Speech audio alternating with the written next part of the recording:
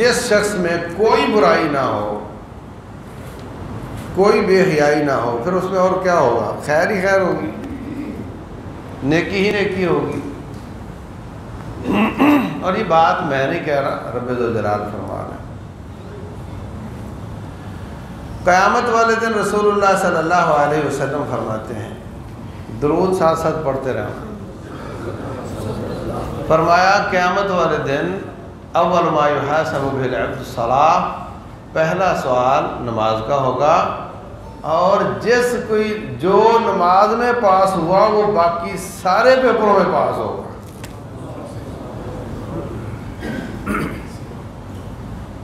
اللہ اکبر۔ یہاں کیا فرمایا؟ ان الصلاۃ تنہی عن الفحشاء والمنکر، نماز بے حیائی اور برائی سے روکتی ہے، اور اس کا اینڈ رزلٹ کیا نکلا کہ جس کی نماز صحیح تھی وہ بے حیا نہیں تھا، اس میں کوئی برائی نہیں تھی، لہذا اس کے سارے عمل درست تھے، وہ سارے پیپروں میں پاس تھے۔ ساری عبادات کتنا فائدہ دیں گی یہ تو بعد میں دیکھیں گے، خالی ایک نماز کے فائدے آپ دیکھ لو کہ ایک خالی نماز درست کرنے سے اس کے سارے عمل درست ہو جاتے ہیں۔ نماز تو بعد میں پڑھیں گے، پہلے صف ٹھیک کرتے ہیں۔ رسول اللہ صلی اللہ علیہ وسلم فرمایا کرتے تھے کہ اپنی صفیں ٹھیک کر لو ورنہ اللہ تعالیٰ تمہارے دلوں میں نفرتیں ڈال دے گا۔ یعنی صف ٹھیک کرنے سے امت ایک جان ہو جاتی ہے، صف غلط ہو تو امت کا شرادہ بکھر جاتا ہے۔ تو امت کا سب سے بڑا مسئلہ یہ ہے کہ اس کا شرادہ بکھرا ہوا ہے، اور یہ ایک نہیں ہے، یہ ایک دوسرے سے لڑتے ہیں، فرد افراد سے لڑتے ہیں، جماعتیں جماعتوں سے لڑتی ہیں، خاندان خاندانوں سے لڑتے ہیں، اور اپوزیشن حکومت سے لڑتی ہے، فوج سول حکومت سے لڑتی ہے، سول حکومت فوج سے لڑتی ہے۔ یہی مسئلہ ہے ہمارا، اور بنیاد کیا ہے؟ رسول اللہ صلی اللہ علیہ وسلم کی زبانی کہ تمہارے نماز کی صفیں ٹھیک نہیں۔ اللہ اکبر۔ پتہ نہیں ہمیں یہ باتیں معمولی لگتی، نبی صلی اللہ علیہ وسلم کو جب رب نے بتائیں انہوں نے تو ان کو معمولی نہیں سمجھا۔ انہوں نے جب صحابہ کرام کو بتائی انہوں نے تو معمولی نہیں سمجھا۔ صحابہ کرام نے آگے پہنچاتے ہوئے ان کو معمولی سمجھ کر چھوڑ نہیں دیا، اور جب ہم تک پہنچی ہم ان کو معمولی سمجھتے ہیں۔ کتنی بڑی بات ہے یہ۔ ان الصلاۃ تنہی عن الفحشاء والمنکر، نماز سیدھی ہو گئی، سارے کام درست ہو گئے۔ نماز سیدھی ہو گئی، نماز کے پرچے میں پاس ہوا، سارے پرچوں میں پاس ہوگا۔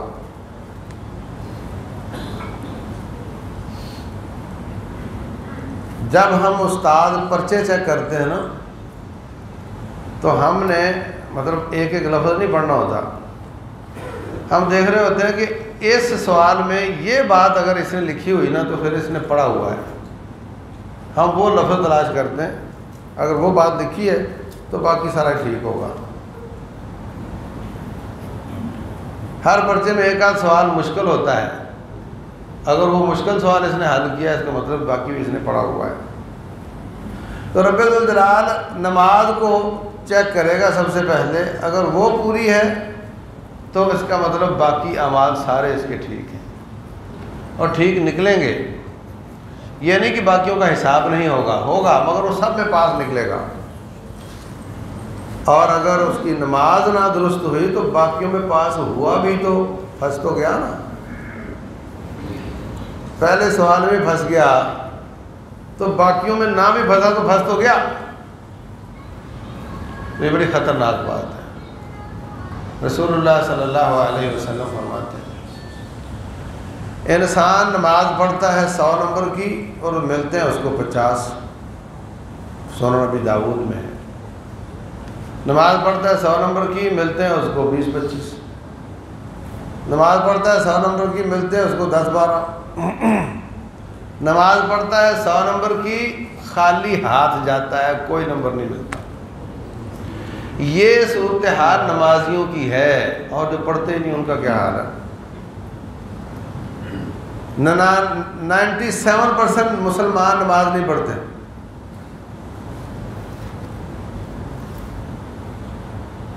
اور ایک بات آپ کو میں عجیب سی کرنا چاہتا ہوں، آپ کے لیے عجیب ہے، ہمارے لیے تو نہیں، کہ جو شخص ایک نماز، ساری نمازیں وہ پڑھتا ہے، ساری نمازیں پڑھتا ہے، ایک نماز بیٹھا رہا، کوئی عذر نہیں تھا اور اس کا وقت نکل گیا، وہ بے نماز ہے۔ اور امام احمد بن حنبل رحمۃ اللہ علیہ فرماتے ہیں وہ کافر ہے، اور ایسا کافر ہے کہ نہ اس کی نماز جنازہ جائز ہے، اس کے بچے اگر نمازی ہیں تو اس کے وارث نہیں بن سکتے، باپ کافر اور بچے مسلمان، وارث نہیں بن سکتے، اور نہ اس کو مسلمانوں کے قبرستان میں دفن کیا جا سکتا ہے۔ ہم نے نماز کو سمجھا ہی کچھ نہیں، وہ جی وہ گاہک بڑے آئے تھے اس لیے میں نے دونوں نمازیں اکٹھی کر لی، اور میں ویسے بڑا پکا نمازی ہوں، میں نے کہا چلو عصر کے ساتھ ہی پڑھ لیں گے، اب تو تھوڑا ہی وقت رہ گیا۔ مغرب پہ بہت گاہک آئے ہوئے تھے، میں نے سوچا اب عشاء کے ساتھ ہی پڑھ لیں گے دونوں، اور ہم سمجھتے ہیں ہم نمازی ہیں۔ یہ نماز نہیں ہے۔ فویل للمصلین الذین هم عن صلاتهم ساہون، جو نماز میں سستی کرتے ہیں۔ اللہ المستعان۔ تو عزیز بھائیو، نماز سے اللہ تعالیٰ کا خوف آتا ہے، خوف سے انسان سیدھا ہو جاتا ہے۔ وَإِنَّهَا لَكَبِيرَةٌ إِلَّا عَلَى الْخَاشِعِينَ، نماز بڑی بوجھل ہے، لیکن جس کے دل میں اللہ کا خوف ہو اس کے لیے یہ آسان ہے۔ پھر روزہ آ گیا، فرمایا یا ایھا الذین آمنوا کتب علیکم الصیام کما کتب علی الذین من قبلکم، آگے تاکہ تمہیں تقویٰ ہے، تاکہ تم ڈر جاؤ، تاکہ تم سیدھے ہو جاؤ۔ تقویٰ آنے سے انسان سیدھا ہو جاتا ہے۔ یا ایھا الذین آمنوا اتقوا اللہ حق تقاتہ ولا تموتن الا وانتم مسلمون، اتنا ڈرو جتنا ڈرنے کا حق ہے۔ یا ایھا الذین آمنوا اتقوا اللہ وقولوا قولا سدیدا، اے ایمان والو اللہ سے ڈرو اتنا اور بات سیدھی سیدھی کیا کرو۔ یا اللہ اگر ہم آپ سے ڈرنے لگ جائیں تو کیا دے گا؟ فرمایا پہلا انعام یصلح لکم اعمالکم، تمہارے سارے کام درست ہو گئے۔ اللہ جی ٹھیک ہے آپ سے ہم ڈرنے لگ گئے اور ہمارے سارے کام ٹھیک ہو گئے، لیکن اب تک جو پاپ کیے ان کا کیا کریں گے؟ فرمایا گھبراؤ نہیں، یصلح لکم اعمالکم ویغفر لکم ذنوبکم، اللہ تمہارے پچھلے بھی سارے معاف کر دے گا۔ بس ایک دفعہ سیدھے ہو جاؤ۔ نماز سے تقویٰ اور تقوی سے اصلاح، اور اصلاح حال کی بھی، مستقبل کی بھی اور ماضی کی بھی اصلاح ہو جاتی ہے، وہ بھی اللہ معاف کر دیتا ہے۔ اللہ اکبر۔ عید کے بعد، رمضان کے بعد، عید کے بعد پھر اگلی عید، اس پہ قربانی، یہ بھی اللہ کا خوف لے کر آتی ہے۔ لن ینال اللہ لحومها ولا دماؤها ولکن ینالہ التقوی منکم، تم جانور خریدتے ہو، ذبح کرتے ہو، گوشت کھا جاتے ہو، خون بہہ جاتا ہے، جس رب کے لیے کیا تھا اس کو کیا گیا؟ جس کے لیے کیا ہے اس کو بھی تو کچھ جائے نا۔ فرمایا اس کے لیے تمہارے دل کی کیفیت جاتی ہے کہ کس دل کے ساتھ کیا ہے، کس دل کے ساتھ کیا ہے، یہ اللہ کے پاس جاتا ہے۔ اگر دل میں اللہ کا خوف تھا، اخلاص تھا، تقویٰ تھا، للہیت تھی، ایمان تھا، تو وہ عبادت قبول ہو جائے گی۔ اور اگر گوشت آپ نے کھا لیا اور خون بہہ گیا اور دل میں تقویٰ للہیت تھی نہیں، وَلَٰكِن يَنَالُهُ التَّقْوَىٰ مِنْكُمْ، اس کے بعد تقویٰ جاتا ہے، وہ تھا ہی نہیں تو پھر کچھ بھی نہیں جائے گا۔ تو قربانی بھی اللہ تعالیٰ کا خوف پیدا کرتی ہے، یہ جذبہ کہ آج میں جانور ذبح کر رہا ہوں، کل مجھے ذبح ہونا پڑے، میری اولاد کو ہونا پڑے، میں اس پر بالکل تیار ہوں، میں اللہ سے ڈرتا ہوں، میں اللہ کا بندہ ہوں۔ حقیقت یہ ہے کہ ہمیں اپنی اوقات یاد نہیں، ہم اللہ تعالیٰ سے بہت روکھا رویہ اختیار کرتے ہیں۔ لوگ مجھے پوچھتے ہیں او جی یہ حدیث فضائل اعمال میں، یہ حدیث فضائل اعمال میں کہتا ہوں ضعیف ہے،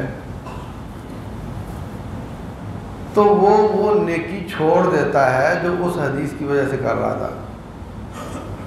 ایسا ہوتا ہے، نیکی ثابت شدہ ہے، فضیلت ثابت نہیں۔ بات سمجھے؟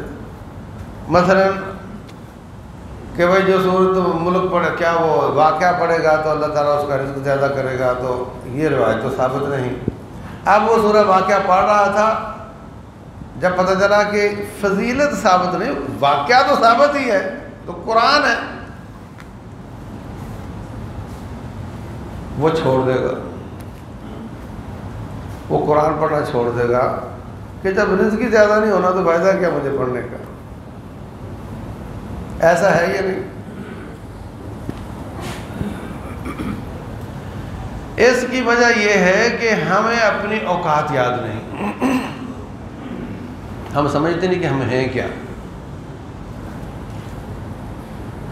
بھائیو، ایک ہوتا ہے نوکر، ایک ہوتا ہے غلام، ان دونوں میں فرق سمجھتے ہیں؟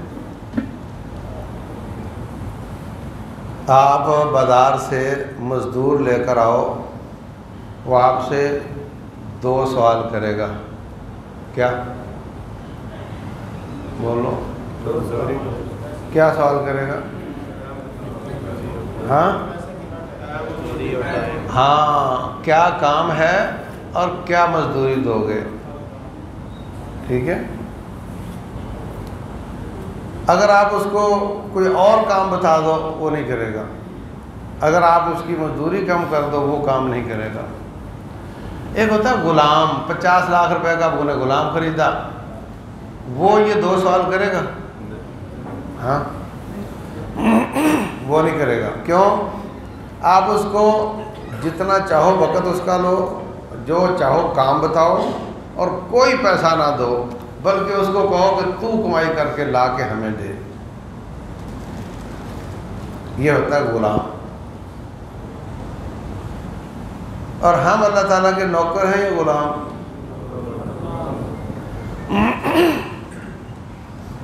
غلام تو آپ نے 50 لاکھ کا خریدا، کیا اللہ نے ہمیں خریدا ہے؟ تو پھر کیا ہوئے؟ ہم اس کے وہ بدترین غلامی والے غلام ہیں کہ جن کو اس نے خود بنایا ہے۔ یہ بدترین غلامی ہے، یہ ذلت کا آخری درجہ ہے۔ ہم اللہ کے سامنے اس قدر ذلیل ہیں، نخرے بڑے کرتے ہیں۔ تیرا قرآن ہے، جب مجھے فضیلت نہیں بنی تو میں کیوں پڑھوں؟ دیکھو رویہ، دیکھو اس کا۔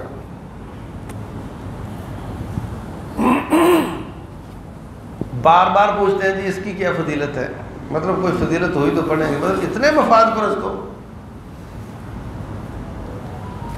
کہ رب کی عبادت روک دیتے ہو اس لیے کہ فضیلت نہیں مل رہی۔ لوگوں نے اسی وجہ سے فضیلتیں گھڑی ہوئی ہیں تاکہ لوگ پڑھیں، اس لیے کہ ویسے پڑھتے نہیں۔ اور بھائیو، ہم وہ والے غلام ہیں جن کو کہا جائے کہ جاؤ جا کر کما کر ہمیں لا کر دو، اور تمہیں کچھ نہیں ملے گا، کوئی مزدوری نہیں ملے گی۔ ہمیں تب بھی اللہ کی عبادت کرنی چاہیے۔ اللہ کہے اللہ کی بات مانو، رسول اللہ صلی اللہ علیہ وسلم کی بات مانو، اور تمہیں کوئی فضیلت، کوئی جنت نہیں ملے گی۔ ہمیں پھر بھی اس کی عبادت کرنی چاہیے، کیونکہ ہمیں اس نے بنایا ہے اور بنایا ہی عبادت کے لیے۔ ما اريد منهم من رزق وما خلقت الجن والانس الا ليعبدون۔ جنوں اور انسانوں کو ہم نے عبادت کے لیے بنایا ہے۔ مطلب یہ ہے کہ تمہارا اور کام ہی کوئی نہیں، اس کی عبادت کرو۔ پیٹ لگا دیا تو اس وجہ سے ہمیں کچھ کھانے کا بھی مزدوری بھی کرنی پڑتی ہے، اور تھک جاتے ہیں تو کچھ سونا بھی پڑ جاتا ہے، لیکن باقی اوقات میکسیمم عبادت میں گزارنے کا حکم ہے ہمیں۔ بات سمجھ آئی؟ زیادہ زیادہ اوقات ہمارے عبادت میں گزریں، یہ ہماری اوقات ہے، ہم اس کے بنائے ہوئے غلام ہیں۔ اور ما اريد منهم من رزق، دنیا غلام لاتی ہے تو وہ کہتی ہے لاؤ مجھے رزق لا کر دو، میں تمہیں یہ نہیں کہتا مجھے کما کر دو۔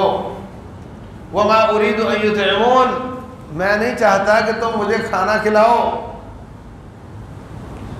ان اللہ هو الرزاق ذو القوة المتین، بلکہ تمہیں میں کھلاؤں گا، بس جو میں کہتا ہوں وہ کرو، میں نے تمہیں اپنی عبادت کے لیے پیدا کیا۔ اللہ مستعان۔ یاد رکھو یہ مقابلہ ہے، مقابلہ ہے، آپ کی زندگی چھیننے کا مقابلہ ہے۔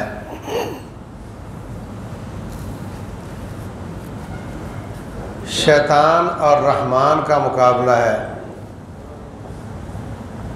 زندگی بنتی ہے سالوں سے، مہینوں سے، ہفتوں سے، دنوں سے، گھنٹوں سے، منٹوں سے۔ شیطان کی کوشش ہے کہ آپ کے گھنٹے منٹ وہ لے لے، رحمان چاہتا ہے کہ آپ کے گھنٹے اور منٹ اس کی عبادت میں گزرے۔ اور یاد رکھو شیطان کو ایک ایڈوانٹیج ہے، ایک فائدہ ہے اس کو، کہ وہ اپنی عبادت کروائے تو بھی وہ اپنی عبادت سمجھتا ہے، اور اگر وہ رب کی عبادت نہ کرے اور اس کی بھی نہ کرے تو وہ اس کو بھی اپنا سمجھتا ہے۔ نہیں سمجھے؟ اچھا یوں سمجھو کہ ایک بچہ پیپر دے رہا ہے، وہ غلط جواب لکھے تو کیا ہوگا؟ فیل ہوگا، اور اگر ویسے بیٹھا رہے تو ہاں فیل ہی ہے نا۔ تو شیطان یہ چاہتا ہے، ہم سب پیپر میں تو بیٹھے ہوئے ہیں، وہ یہی چاہتا ہے کہ یا تو یہ گناہ کرے یا یہ فضول کام کرے اور رب کی عبادت نہ کرے، دونوں صورتوں میں میں ہی کامیاب ہوں۔ سمجھ آ گئی بات؟ دونوں صورتوں میں برابر کا فائدہ ہے، برابر کا فائدہ ہے۔ یعنی جتنا نقصان گناہ کرنے کا ہے اتنا ہی نقصان فضول کام کرنے کا ہے۔ پیپر میں جو بیٹھے ہوئے ہیں، جتنا نقصان گناہ کرنے کا ہے اتنا ہی نقصان فارغ بیٹھنے کا ہے، بیکار۔ پیپر میں جو بیٹھے ہوئے ہیں، پیپر تو حل نہیں ہو رہا نا۔ ایک بچہ 2 گھنٹے پیپر میں غلط جواب لکھ کر آتا ہے، ایک بچہ 2 گھنٹے پیپر میں فارغ بیٹھا رہتا ہے، نتیجہ برابر ہے یا نہیں؟ پھر اور ہم سمجھتے ہیں کہ گناہ تو گناہ ہے، بیکار بیٹھنا تو کوئی نقصان نہیں ہے نا۔ حقیقت میں دونوں کا نقصان برابر ہے، دونوں کا نقصان برابر ہے۔ فضول کام کرو یا کوئی کام نہ کرو، برے کام کرو یا فضول کام کرو یا بالکل فارغ بیٹھو، تینوں صورتوں میں فعل ہی فعل ہے۔ کامیابی کی صرف ایک شکل ہے کہ وما خلقت الجن والانس الا لیعبدون، کہ رب کی عبادت کرو بس۔ اور یہ کوئی مشکل کام نہیں ہے، یہ کوئی مشکل کام نہیں ہے، کوئی مشکل کام نہیں ہے۔ یہ جو بزرگ ہیں نا میرے بیٹھے ہوئے، یہ جو ریٹائر ہو جاتے ہیں نا، یہ کہتے ہیں یار کیا کریں، ٹائم نہیں گزرتا۔ ہاں، کبھی حقے پہ بیٹھ گئے، کبھی تاش پہ بیٹھ گئے، اور نہیں تو فارغ بیٹھے دیکھتے ہی رہے ان کو، بازار نکل گئے تو واپس ہی نہیں آنا، وہیں بیٹھے رہو۔ وہ کیا کریں جی، گھر بیٹھے بھی وقت نہیں گزرتا۔ اللہ اکبر، یہ تصور نہیں ہے کہ ہم پیپر میں بیٹھے ہوئے ہیں، اور یہ تصور نہیں کہ پیپر چھنا کے چھنا۔ جو اچھے بچے ہوتے ہیں جب پیپر کا آخری وقت آتا ہے وہ بڑے پریشان ہوتے ہیں، وہ بہت مصروف ہوتے ہیں،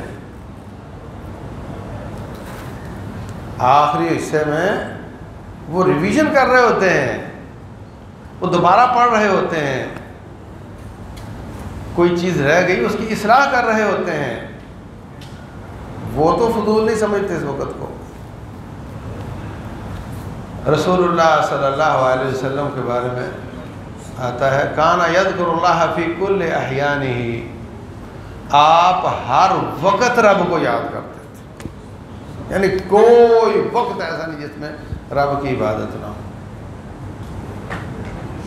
سوتے وقت اگر اذکار کر کے سوئیں، ہاں، اور اٹھے تو پھر رب کو یاد کریں، اور بیچ میں آنکھ کھل جائے، لا الہ الا اللہ وحدہ لا شریک لہ لہ الملک و لہ الحمد وہو علی کل شیء قدیر، سبحان اللہ والحمد للہ ولا الہ الا اللہ واللہ اکبر ولا حول ولا قوة الا باللہ العلی العظیم۔ رسول اللہ صلی اللہ علیہ وسلم فرماتے ہیں جو اچانک آنکھ کھلنے پر یہ دعا پڑھ لے، اس کے بعد اللہ سے بخشش مانگے یا جو چاہے مانگے، اللہ تعالیٰ اس کو ضرور دیتا ہے۔ اور اللہ تعالیٰ دیکھتا ہے کہ دیکھو میرا بندہ ابھی مجھے یاد کرتا کرتا ہی سویا ہے، اور اٹھا ہے تو میں ہی یاد ہوں، بیچ میں آنکھ کھلی ہے تو مجھے ہی یاد کر رہا ہے۔ فَإِنَّ نَوْمَهُ وَنَبْهَهُ أَجْرٌ كُلُّهُ۔ اللہ تبارک و تعالیٰ، حدیث تو یہ مجاہدوں کے بارے میں ہے، اللہ تعالیٰ اس کی نیند کو بھی اجر بنا دیتا ہے، اور ہر وقت بھی اللہ کو یاد کرتے۔ صحابہ کرام فرماتے ہیں کہ ہم مشورہ چل رہا ہوتا تھا، وہ مشورہ دے رہا ہے، نبی صلی اللہ علیہ وسلم خاموش ہیں، تو آپ استغفر اللہ استغفر اللہ استغفر اللہ 100 دفعہ 70 دفعہ ہم شمار کر لیتے تھے کہ آپ استغفر اللہ پڑھ رہے ہیں۔ اب میں بول رہا ہوں، آپ چپ ہیں نا، آپ کے کان عبادت کر رہے ہیں، زبان چپ ہے، حالانکہ وہ بھی عبادت کر سکتی ہے۔ اور یہ عبادت کوئی چھوٹی موٹی نہیں ہے۔ سبحان اللہ کہو، الحمدللہ۔ رسول اللہ صلی اللہ علیہ وسلم فرماتے ہیں وَسُبْحَانَ اللَّهِ وَالْحَمْدُ لِلَّهِ تَمْلَأُ مَا بَيْنَ السَّمَاءِ وَالْأَرْضِ، جو سبحان اللہ الحمدللہ کہہ دیتا ہے، زمین آسمان کا خلا 500 سال کی مسافت ہے، سارا نیکی سے بھر جاتا ہے۔ مشکل کام ہے؟ کوئی مشکل نہیں، صرف تصور درست کرنے کی ضرورت ہے، اپنی اوقات یاد رکھنے کی ضرورت ہے کہ میں دنیا میں کس کام کے لیے آیا ہوں، میرا مقصد کیا آنے کا، میں کیوں آیا ہوں۔ تو جیسے میں نے عرض کیا کہ یہ مقابلہ ہے، شیطان آپ کے اوقات چھیننا چاہتا ہے، رحمان اس سے بچا کر کے عبادت میں لگانا چاہتا ہے۔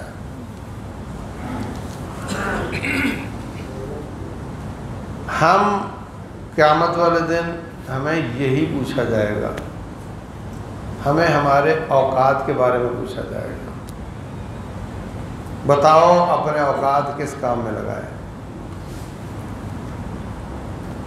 رسول اللہ صلی اللہ علیہ وسلم فرماتے ہیں 5 سوالوں کے جواب دیے بغیر رب کے دربار سے قدم نہیں ہلا سکے گا۔ اللہ اکبر، اللہ اکبر، کھڑا ہے جا نہیں سکتا، جواب دے کے جانا پڑے گا۔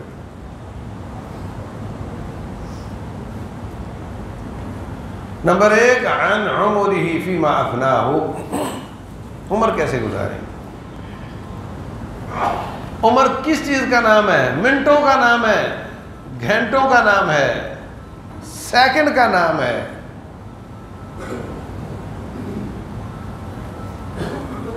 یہی عمر ہے، یہ کیسے گزاری؟ اگر جواب آیا کہ میں نے گناہ کر کے گزاری پھر بھی فیل ہے، اگر جواب آیا کہ میں نے فضول کام کیے، فضول باتیں کی پھر بھی فیل ہے، اگر جواب آیا کہ میں تو بیکار بیٹھا رہا تب بھی فیل ہے۔ پاس ہونے کی ایک شکل ہے کہ میں تیری عبادت کرتا ہوں۔ اگر ادھر ادھر کی وکیلوں والی کرنے لگے اور کہے کہ دیکھو جی 15 سال تو مجھے کرکٹ میں ہی جان نہیں چھوڑی، جوان ہوتے ہوتے لگ گئے، تو پھر بڈھا ہو گیا تو مجھے نہ نظر آتا تھا ٹھیک سے، نہ گھٹنے کام کرتے تھے، تو پھر دوسرا سوال اللہ پوچھے گا وَعَنْ شَبَابِهِ فِيمَا أَبْلَاهُ، بتاؤ جوانی کیسے وسیدہ کی؟ اب تو تیرا کوئی عذر نہیں تھا، جوانی میں تو تیرا کوئی عذر نہیں تھا، ہر چیز تیری جوان تھی، وہ کیسے وسیدہ کی؟ اللہ مستعان۔ اگر ان سوالوں کی تیاری کرنا چاہتے ہیں تو میں آپ کو طریقہ بتا دوں، بولو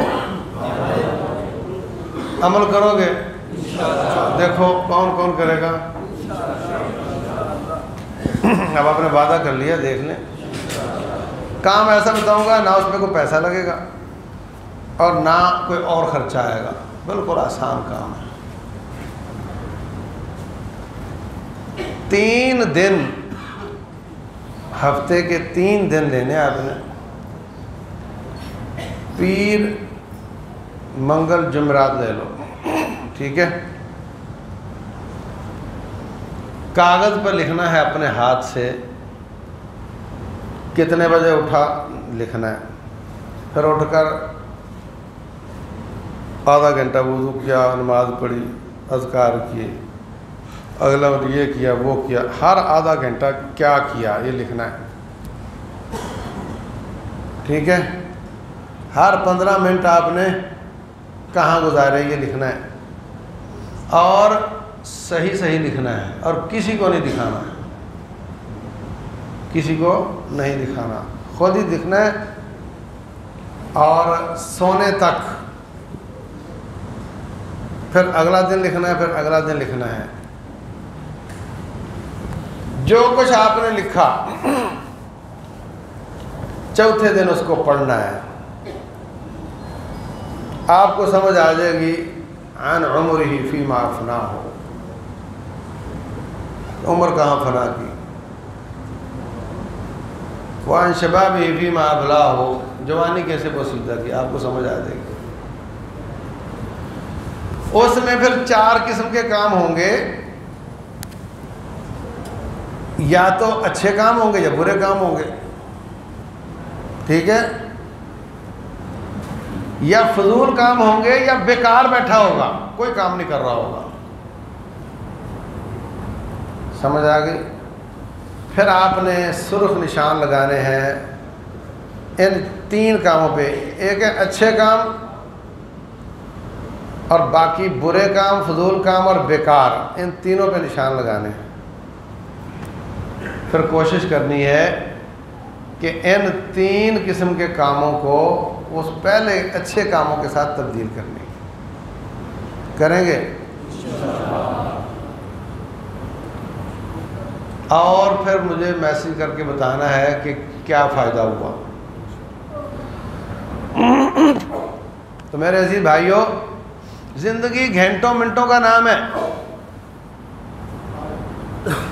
اس میں فضول کام، بیکار کام، گناہ والے کام، ان کو چھوڑنے کی کوشش اور اچھے کام کرنے کی کوشش، یہ ہے زندگی کامیاب. اور بیکار سوچنا ہی نہیں کہ میرے دن کیسے گزر رہے ہیں، یہ سوچ ہی نہ ہو کہ میں کس کام کے لیے آیا ہوں اور مجھے کدھر جانا ہے.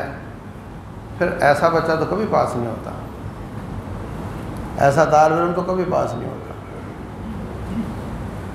رسول اللہ صلی اللہ علیہ وسلم فرماتے ہیں اللہ کا فرمان ہے، حدیث قدسی کہتے ہیں اس کو. فرمایا میرے بندے، میں نے جس کام کے لیے تجھے بھیجا ہے نا، وہ سارے کام چھوڑ کر وہ کام کر. سارے کام کیا ہیں؟ وہی 3، یا غلط کام، یا فضول کام، یا بیکاری.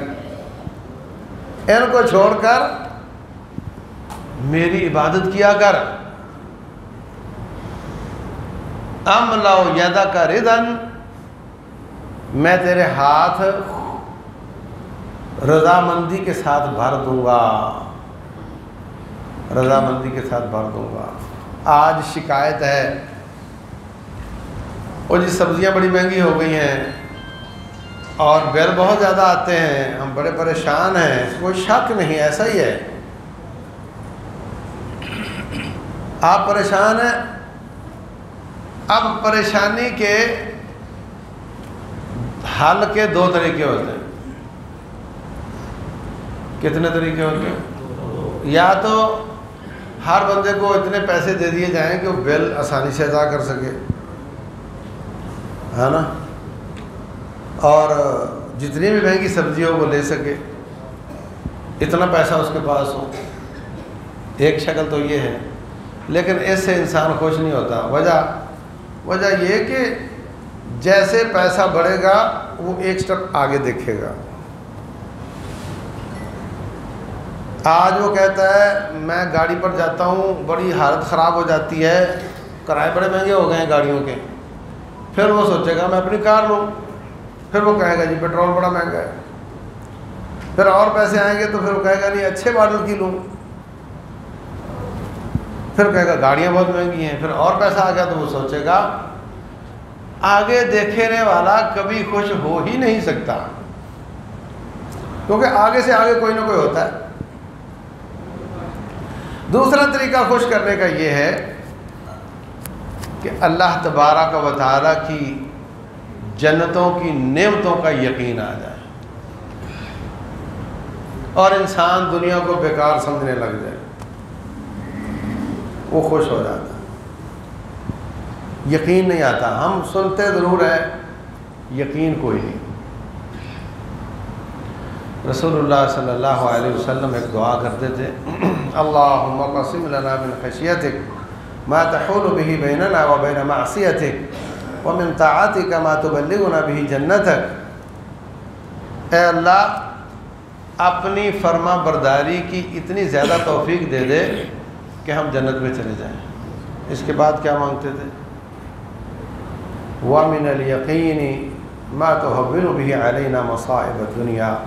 یا اللہ اتنا یقین عطا کر دے کہ دنیا کی مصیبتیں ہیج ہو جائیں. یہ نہیں کہا اتنا پیسہ دے دے کہ دنیا کے مسائل حل ہو جائیں، یہ نہیں کہا وَمِنَ الْيَقِينِ مَا تُحَوِّنُ بِهِ عَلَيْنَا مَصَائِبَ الدُّنْيا. اتنا یقین دے دے کہ دنیا کے مصائب حل ہو جائیں، آسان ہو جائیں. تو عزیز بھائیوں، اللہ فرماتے ہیں تفرغ لعبادتی، میری عبادت کے لیے اپنے وقت نکال، مطلب باقی کاموں کو کلوز کر، عبادت کو وقت دے. تو میں کیا کروں گا؟ املأ یدک رضا، میں تجھے خوش کر دوں گا. ہم سمجھتے ہیں کہ اگر نماز تھوڑی مولوی صاحب نے لمبی کر دی تو 3 گاہک تو گئے جو کھڑے تھے، اور اگر 2 آیتیں اور پڑھ لی تو 4 گاہک گئے، تو میرا تو نقصان ہو گیا. اللہ فرماتے نہیں، تو میری عبادت کے لیے وقت زیادہ دے، میں تجھے خوش کر دوں گا. املأ یدک رضا، میں تیرے ہاتھوں کو رضامندی سے بھر دوں گا. وَأَسُدَّ فَقْرَكَ، اور تیری فقیری دور کر دوں گا. شیطان کہتا ہے الشیطان یعدکم الفقر ویأمرکم بالفحشاء، وہ فقیری سے ڈراتا ہے۔ وہ کیا کرتا ہے؟ اس کا طریقہ کار سمجھو، یہ مقابلہ ہے، آپ کے اوقات پر مقابلہ ہو رہا ہے، وہ آپ کے اوقات چھیننا چاہتا ہے۔ رحمان بچانا چاہتا ہے، رحمان چاہتا ہے زیادہ اوقات عبادت میں گزریں، وہ چاہتا ہے زیادہ اوقات گناہ میں یا فضول کاموں میں یا بیکار گزریں۔ تینوں صورتوں میں وہ کامیاب ہے۔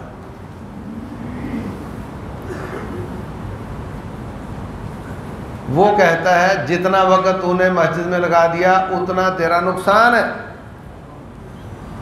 رب رحمان فرماتے نہیں، جتنا وقت تو نے عبادت کو دیا اتنی میں تیری فقیری دور کر دوں گا۔ اب بتاؤ کون سچا؟ اگر آپ کی نماز نے آپ کی اصلاح کر دی ہے اور آپ کا ماپ تول اچھا ہے اور آپ لوگوں کے جیب نہیں کاٹتے اور آپ ملاوٹ نہیں کرتے، تو آپ جتنی دیر بعد بھی آئیں گے آپ کا گاہک کہیں نہیں جائے گا۔ وہ 4 دن دکان بند بھی رکھو گے نا تو گاہک آپ کا انتظار کرے گا۔ اور اگر آپ کی نماز نے آپ کی اصلاح نہیں کی اور جیسی دکان آپ کی ویسی سب کی، جیسا رویہ آپ کا ویسا سب کا، تو پھر ٹھیک ہے، پھر گاہک کہے گا یہ نہیں تو وہ صحیح، وہ نہیں تو وہ صحیح۔ تو میرے عزیز بھائیوں، فرمایا تفرغ لعبادتی، میری عبادت کے لیے وقت نکال، املا یدک رضن، میں تیرے ہاتھ رضامندی سے بھر دوں گا، واسد فقرک، اور تیری فقیری دور کر دوں گا۔ اگر تو نے میری عبادت کے لیے وقت نہ نکالا تو پھر کیا کرے گا؟ پھر یا گناہ کرے گا یا بیکار کام کرے گا یا بیکار بیٹھے گا۔ تو پھر فرمایا املا یدک شغلا الجزاء من جنس الجریمہ، جزا جرم کی جنس سے ہوتی ہے۔ املا یدک شغلا، میں تجھے مصروفیت کا عذاب دوں گا۔ کیا کہا؟ مصروفیت کا عذاب دوں گا، اور تیری فقیری نہیں جائے گی۔ پھر تو ہے نہیں کرتا مرے گا، بنتا کچھ نہیں، یہی تیرا وظیفہ ہوگا۔ جو بھی پوچھے سناؤ جی، آپ جانتے نہیں ہو حالات کتنے خراب ہیں، اب اس سیلاب میں بڑی پریشانی آ گئی، لوگ بہ گئے، آپ کچھ تعاون کرو، آپ دیکھتے نہیں ہو حالات کیسے جا رہے ہیں، ڈالر کہاں جا رہا ہے، حکومت کتنی لڑ رہی ہے۔ وہ یہی کہے گا، بچتا ہی کچھ نہیں، بنتا ہی کچھ نہیں۔ یہ جملہ اللہ تعالیٰ کی سزا کا نتیجہ ہے۔ فرمایا میری عبادت کے لیے وقت نکال، میں تجھے راضی کر دوں گا۔ وہ کہے گا یا اللہ تیرا شکر ہے، میں کروڑوں سے اچھا ہوں۔ اور یہ کیا کہے گا؟ یہ اس سے کروڑوں پتی زیادہ ہوگا پیسے والا، لیکن کہے گا بنتا کچھ نہیں، ہے کچھ نہیں، حالات بڑے خراب ہیں۔ وہ یہ جملہ بولے گا، ولا اسد فقرک، تیری فقیری نہیں جائے گی، تیری بھوک نہیں جائے گی، جتنا بھی پیسہ آ جائے تو بھوکا ہی رہے گا۔ یہ اللہ تعالیٰ کی سزا ہے۔ تو املا یدک شغلا، میں تجھے مصروفیت کا عذاب دوں گا۔ وہ ہر وقت کہے گا جی وقت نہیں ملتا۔ اچھا بھائی وہ تربیتی ورکشاپ ہو رہی ہے، آ جاؤ، ٹائم نہیں ہے، ٹائم نہیں ملتا۔ وہ اچھا کام کر لو، نہیں ٹائم نہیں ملتا۔ بھائی ٹائم تو سب کو ملتا ہے، تجھے کیوں نہیں ملتا؟ بات سمجھو نا، روزانہ انسان اٹھتے ہیں، ان کو 24 گھنٹے ملتے ہیں، اس کو کیوں نہیں ملتا؟ کہنا یہ چاہ رہا ہے وہی مقابلہ ہے۔ رحمان تیرے اوقات، تیری زندگی بچانا چاہتا ہے، شیطان تیرے اوقات چھیننا چاہتا ہے۔ وہ کہنا یہ چاہتا ہے کہ میں نے شیطان کو سارے اوقات دے دیے ہیں، رحمان کے لیے ٹائم نہیں میرے پاس۔ وہ یہ کہنا چاہتا ہے، ورنہ ٹائم تو سب کے پاس ہوتا ہے، سب کو 24 گھنٹے ڈیلی ملتے ہیں۔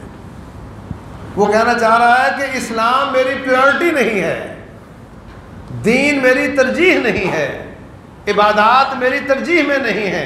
میری ترجیح یا بیکار کام یا گناہ والے کام یا پھر فضول بیٹھنا، یہ میری ترجیح ہے۔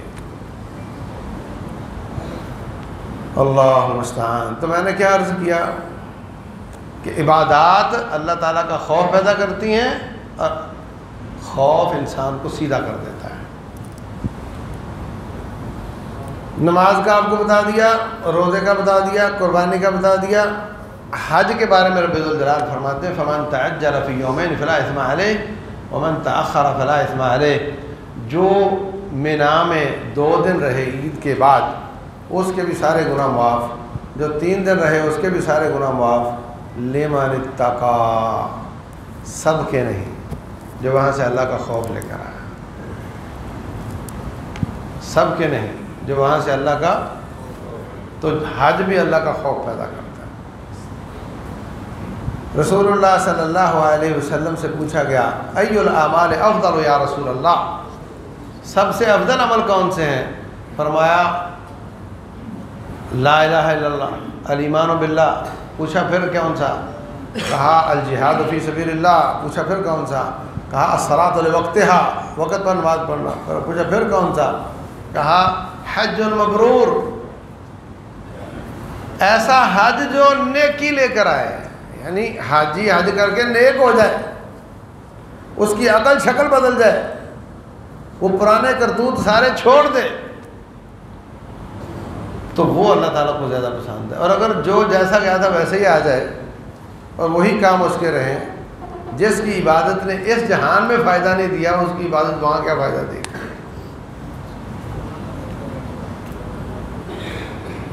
اللہ اکبر۔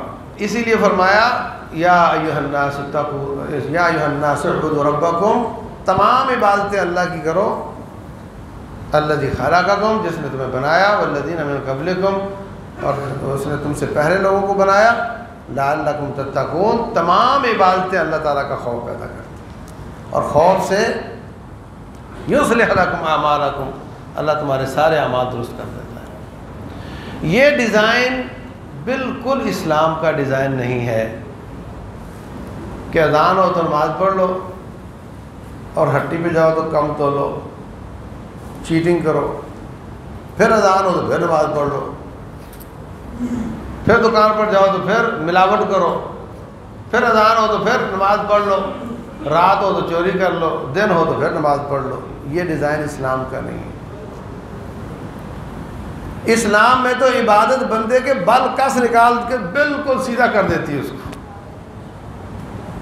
یہ ڈیزائن اسلام کا بالکل نہیں ہے کہ میں نے تو مسجد میں آتا ہوا دیکھ کر لڑکا اس کو بچی دے دی، بڑا ہی غلط نکلا، میں نے تو سوچا تھا نماز پڑھتا ہے۔ بلکہ اسلام کا ڈیزائن یہ ہے کہ ہاں واقعتاً یہ نمازی ہے تو اس کے سارے عمل بھی درست ہوں گے۔ جیسے میں نے آپ کو حدیث سنائی کہ رسول اللہ صلی اللہ علیہ وسلم فرماتے ہیں سب سے پہلا سوال نماز کا ہوگا، اور جس کی نماز ٹھیک نکلی اس کے سارے عمل ٹھیک نکلیں گے۔ یہ ڈیزائن اسلام کا ہے۔ یہ عبادات مکمل اصلاح کا نصاب ہے، مکمل اصلاح کا نصاب ہے۔ تو آج ضرورت ہے کہ ہم اپنا کوٹا طے کریں۔ امام بخاری رحمۃ اللہ علیہ نے باب قائم کیا ہے، باب من نام عن حزبہ، جو شخص اس نے کوٹا طے کیا تھا اپنا رات کا اور وہ پورا نہ کر سکا تو وہ کیا کرے؟ رات اس نے سوچا تھا میں ہر رات 1 پارہ پڑھا کروں گا تہجد میں، تو وہ نہیں کر سکا تو کیا کرے؟ تو پھر وہ سورج نکلنے کے بعد وہ اگر 11 رکعتیں پڑھتا تھا تو 12 پڑھ لے، 9 پڑھتا تھا تو 10 پڑھ لے، 7 پڑھتا تھا تو 8 پڑھ لے، 2 کر کے، اور ان میں وہ اپنا قرآن پورا کر لے جو اس نے سوچ رکھا تھا۔ تو اس کا مطلب یہ ہے کہ صحابہ کرام نے اپنے کوٹے طے کیے ہوئے تھے۔ عبداللہ بن عمر بن عاص رضی اللہ تعالیٰ عنہ نے کوٹا طے کیا تھا کہ میں نے روزانہ عشاء سے لے کر فجر تک تہجد پڑھنی ہے اور اس میں پورا قرآن پڑھنا ہے۔ نبی صلی اللہ علیہ وسلم نے ان کو منع کیا اور فرمایا یہ زیادہ ہے۔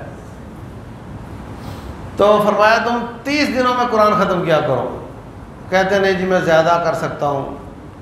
کہا تو پھر ایسے کرو کہ 20 دنوں میں کر لیا کرو. کہا میں زیادہ کر سکتا ہوں, 15 دنوں میں کر لیا کرو, 10 دنوں میں کر لیا کرو, 7 دنوں میں کر لیا کرو. تو وہ 7 پر آ کر کے رک گئے. 7 دنوں میں قرآن پڑھتے تھے. اور جب بڈھے ہو گئے, بزرگ ہو گئے, سارا دن 7واں حصہ قرآن کا دہراتے تاکہ میں رات کو پڑھ سکوں. اسی طرح روزوں کا وہ روزانہ روزہ رکھتے تھے. منع کیا نبی صلی اللہ علیہ وسلم نے. فرمایا 3 دن مہینے کا رکھ لیا کر. اللہ 3 روزے رکھے گا, اللہ تجھے 30 کا اجر دے گا. کہنے لگے جن میں جو طاقت زیادہ ہے تو پھر 20 پھر میں ایسے کہا 10 روزے رکھ لیا کر, نہیں تو 15 روزے رکھ لیا کر مہینے کے. کہنے لگے میری طاقت اور زیادہ. فرمایا اس سے زیادہ جائز ہی نہیں. تو بہت مشکل سے روزے پورے کرتے اور پھر چھوٹ جاتے بیماری کی وجہ سے. بعد میں مسلسل رکھ کے وہ اپنی کاؤنٹنگ پوری کرتے اور سارا دن قرآن دہرا کر رات کو پڑھنے کے قابل ہوتے. ذہن پوری طرح کام نہ کرتا, بھولنے لگ گیا. تو کہا کرتے تھے عبداللہ بن عمر بن عاص رضی اللہ عنہ کہ کاش میں نبی صلی اللہ علیہ وسلم کی نصیحت مان لیتا اور 1 پارے کی روٹین بنا لیتا اور 3 روزوں کی روٹین بنا لیتا. اچھا یہ تو آپ سمجھ رہے ہوں گے کہ ہمیں تو پھر وہی بنانی چاہیے ہے نا. کیوں بھائی, کون کون بنائے گا یہ والی روٹین؟ ایسے نہیں, دل سے پہلے پوچھ لو, تھوڑا کر لو, آدھا پارا کر لو, 1/4 حصہ کر لو, یا 100 آیتوں کا حساب رکھ لو. 100 آیتیں میں پڑھوں گا تہجد میں, ٹھیک ہے, کریں گے. اس کا ایک طریقہ آپ کو بتاتا ہوں. تہجد عشاء کے فوراً بعد بھی جائز ہے, تو کوشش کرو کہ وتر نہ پڑھو, 2 4 6 رکھتے ہیں عشاء کے بعد پڑھ لو. آدھا کوٹا اس میں پورا کر لو. مثلا 100 آیتوں کا رکھا ہے آپ نے, 50 اس میں پوری کر لو. اور پھر آپ فجر سے پہلے تھوڑی دیر پہلے اٹھیں تو 5 رکعتیں پڑھ لو اور اس میں باقی کوٹا پورا کر لو. جو بزرگ ہیں ان کی آنکھ جلدی کھل جاتی ہے, وہ دوسری روٹین بنا لیں جیسے آپ کو سوٹ کرتی ہے. اسی طرح 3 روزے مہینے کے کم از کم رکھیں گے انشاءاللہ.